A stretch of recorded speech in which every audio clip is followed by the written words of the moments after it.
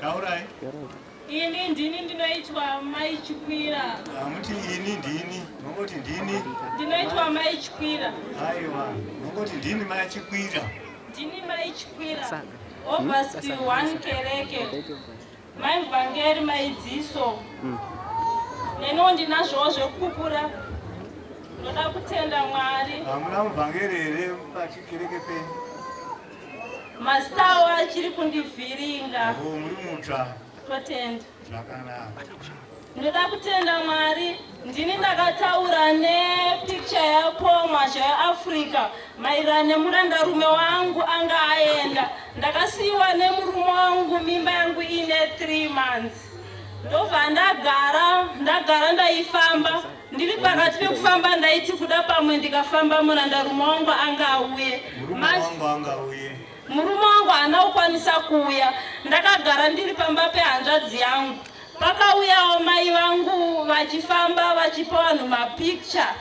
Ndobva ndatambira picture ndakaibata mumaoko. Ndobva vatanga kunditsanangurira vachitaura kuti kana ukatenda nemwoyo unoda uchitaura zvaunenge uchida zvinoita.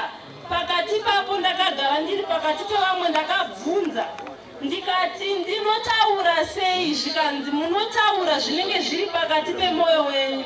Ndakagara papo ndakataura ndikati Mwari pomazha weAfrica itawo kuti murume wangu auye. Ndashungurudzika nguva yakareba. Zvisinei panguva iyoyo ndakasimuka. Ndakamudza mwoyo wangu mwana wangu anga akarara ari mumba. Ndakasimuka ndichienda mumba. Ndasvika mumba ndakaona foni ichiringa nenyuu nhamba dzandisingazivi. Ndakadayira foni.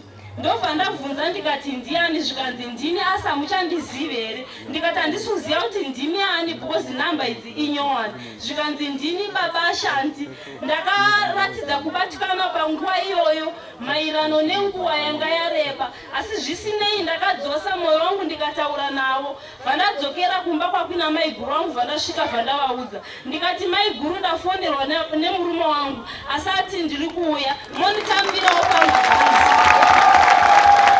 Zvadaro ndakagara nekuda kwekuti nguva yangareba. Hama dzangu dzakatanga kundibvunza. Vakandibvunza vachiti mune shuwa here tete kuti pamabva pano makabata picture ndoyetsa kuti murume wenyu auye? Ndikati hongu. Ndobva ndadzokera kumba. Vandatora zvefuti foni vandabata maoko. Ndikati Mwari ndizvo here zvaikuitika izvi kana kuti ndiri kuresva? Vandadzokera vandagara. Ndakagara ndiri pakati pevamwe vakadzokorera zvefuti kufona. Zvikanzi ndiudzei kuti ndinofamba sei kwamuri handikuzivi. Ndakavarondedzera. Ndobva ndagara pandiri pana namai guru vangu. Ndakagara kudaro. Ndobva zvanzi namai guru mune shuwa here tete kuti murume wenyu haasi kuda kutishandisa semushandisiro wakambotiita kumashure? Ndikati kwete, vanouya. Zvisinei ndakagara kudaro. Kwakavira ndakuenda kuma5 vakafona futi. Zvikanzi ndakwira ndakusvika. Ndodzikira papi? Ndikati dzikirai murengi yemabhazi ekuoverspill. Zvisinei ndakagara kuma6 ndakabva ndafonerwa ndichinzi ndasvika. Ndakasimuka ndobva ndaenda pamashops. Ndasvika pamashops ndakasvika murume wangu akapfeka shoti nevhesi. Ndobva ndabvunza ndikati ko imimi muri kuziva kuti inini ndinogara kumba kwahanzvadzi yangu, sei mauya makapfeka mupfekero uyu?